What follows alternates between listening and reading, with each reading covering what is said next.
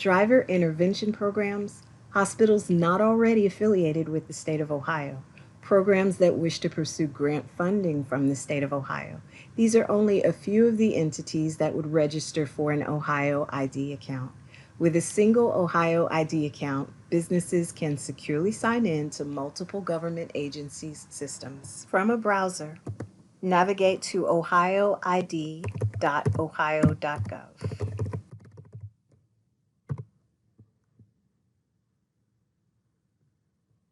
We don't have a username or a password, so we'll click Create New Account.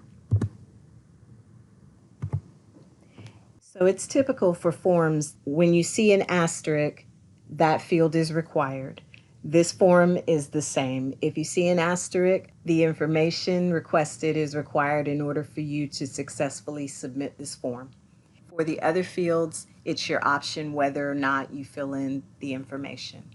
More important note, for those who have used iPortal prior to July 2020, please specify your information, especially your email, exactly as it appears in the version of iPortal prior to July 2020. Mental Health Addiction Services needs to identify you in order to affiliate you with the data as well as the applications that you have permissions for in the version of iPortal prior to July 2020. So let's go ahead and fill in the form. Once we've filled in all the information for the form, including the verification question and agreeing to terms and conditions, click Next. We're given username guidelines as well as password guidelines. Now that we've specified a username and a password that meets the username password guidelines, we'll scroll down and we'll choose a password recovery method. You can have a temporary PIN emailed to you. You can have a temporary PIN sent to a mobile device, or you can specify security questions and answers. In this case, I chose security questions and I provided the answers. Now I click Create Account. Here we see that my successful account creation is confirmed.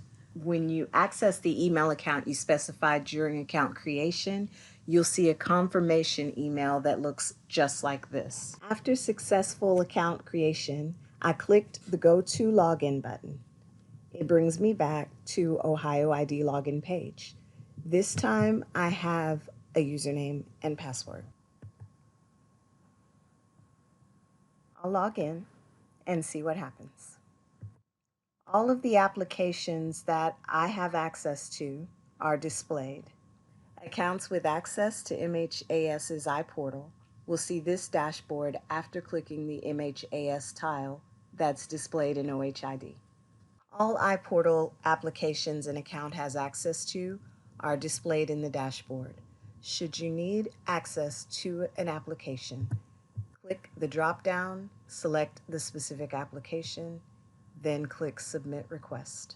For most iPortal application requests, you can expect simple notification that your request was submitted and an email has been sent to you. There are one or two exceptions.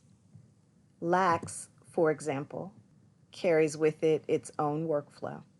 In other words, further actions beyond submitting the request are required in your request for LACS. Again, there are 1 to 2 iPortal applications that require further action.